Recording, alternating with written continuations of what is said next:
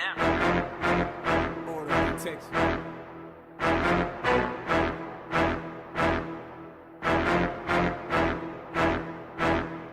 What's up, family? Let's get something straight out the gate.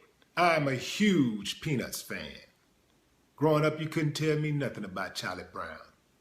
So, of course, when I saw this picture floating around on the internet about Franklin, the one black character in the Peanuts, sitting alone on Thanksgiving at the table by himself, while on the opposite side of the table, the other characters all gathered, I was thrown off. I was like, nah, man. Not Charlie Brown. Not Peanuts, man. Can we get past this racism stuff? So I did my research, and I found out that while the Peanuts, the show, did have some elements of racism, it did not prove that the creator, Charles Schulz himself, was a racist. Let's dig into the story. This is a screenshot taken from the Charlie Brown Thanksgiving television special, which first aired on CBS Network on November 20, 1973. 1973, y'all. While the question of whether this particular aspect of that special should be considered racist is a subjective issue, I can shed some light on how Franklin became a Peanuts character, an action for which Peanuts creator Charles Schulz had to fight against opposition from the entire comic industry. Franklin Armstrong first made his appearance in the Peanuts comic strip on July 31st, 1968. At the time, the United States was struggling with desegregation, and while the country had taken several steps to integrate the population, issues about having black and white people attend the same schools, use the same bathrooms, or appear in the same comic strips were still matters of substantial controversy. Schulz decided to add Franklin to the Peanuts gang after he began corresponding with Harriet Glickman, a retired school teacher from Los Angeles who was concerned about race relations in America and wrote to him in 1968, shortly after Martin Luther King Jr. was assassinated. Dear Mr. Schulz, she wrote, since the death of Martin Luther King, I've been asking myself what I can do to help change those conditions in our society which led to the assassination and which contribute to the vast sea of misunderstanding, hate, fear, and violence.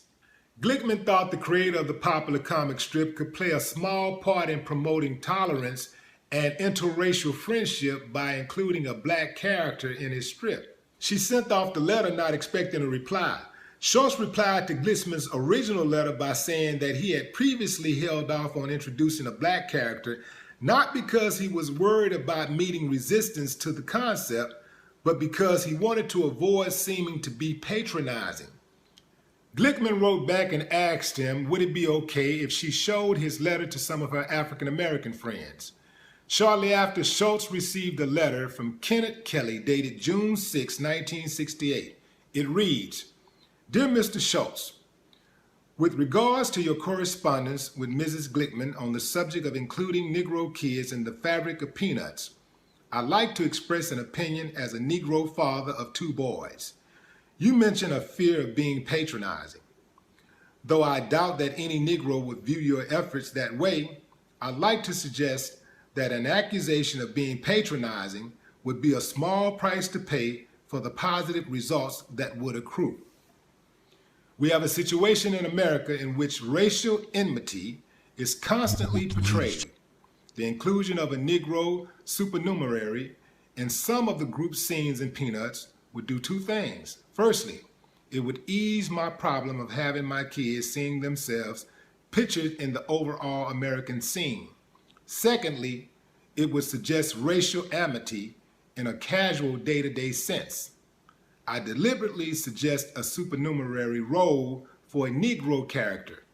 The inclusion of a Negro in your occasional group scenes would quietly and unobtrusively set the stage for a principal character at a later date, should the basis for such a principle develop. We have too long used Negro supernumeraries in such unhappy situations as a movie prison scene, while excluding Negro supernumeraries in quiet and normal scenes of people just living, loving, worrying, entering a hotel, the lobby of an office building, a downtown New York City street scene. There are insidious negative effects in these practices of the movie industry, TV industry, magazine publishing, and syndicated cartoons. Sincerely, KCK. Wow. That was 1968, y'all. Whew, man. Does it really ever trip you out, man, of the pettiness of human beings?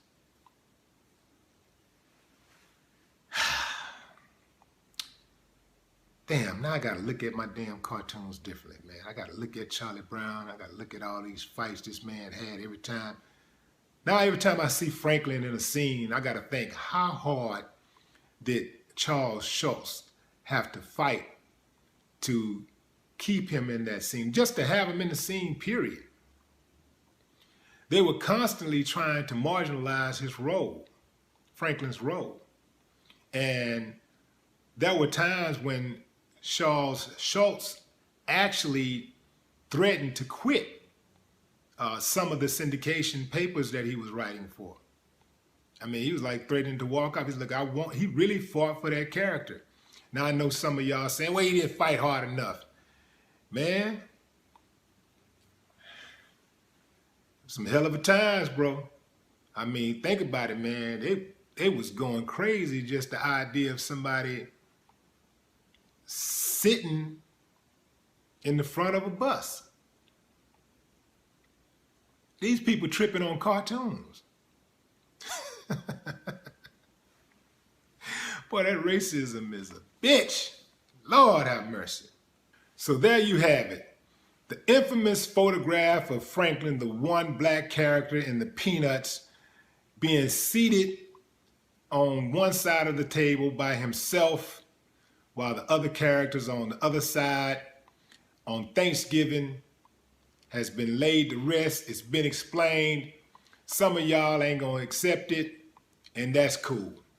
But I'm good with that explanation. And I ain't looking to give nobody no easy way out, but looking at where America was in 1968 and early 70s, even late 70s, here, where it is right now, man. Anybody that's doing anything to try to promote progress, try to have some type of racial equality, racial harmony, I gotta salute him. So salute to Charles Schultz for at least trying. No more talk. What them haters talking about? Order of protection.